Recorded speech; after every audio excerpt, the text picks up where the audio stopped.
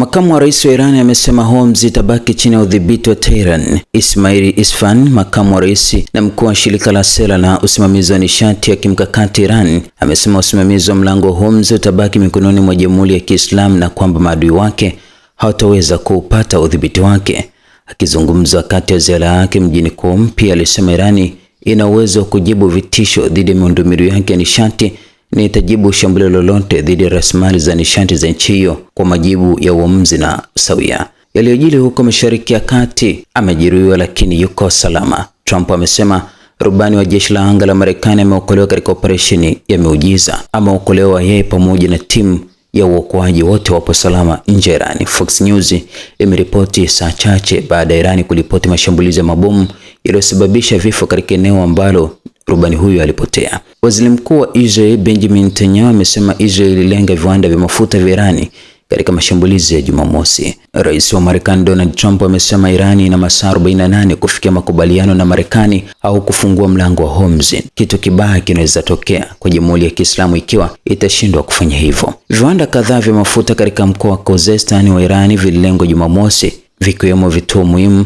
vinavyosambaza malighafi kwa viwanda vingine nchini kote, kulingana na vyombo vya habari vya ndani. Iraq imefunga mpaka wake wa kusini wa Sharm el-Sheikh na Iran baada ya mashambulizi ya mabomu upande wa Irani kuua raia wa Iraq, vyanzo vya usalama vilisema hii leo.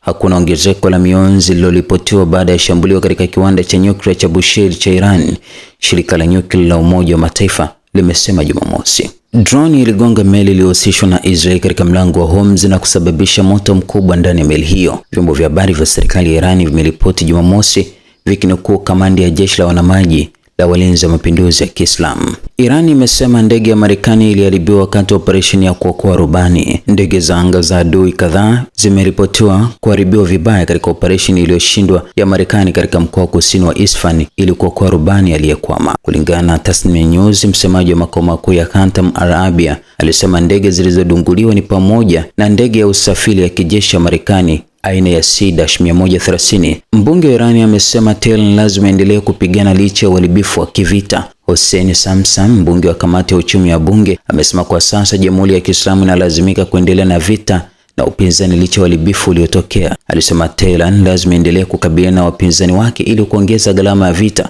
na kuongeza kwamba Marekani na Israel baada ya kushindwa katika malengo yao ya awali zinaongeza mzozo kwa kulenga miundombinu ya kiuchumi. Samsam pia alionya kwamba miundombinu ya uzalishaji wa umeme Irani inaweza kulengwa ikiwa mwelekeo huu utaendelea.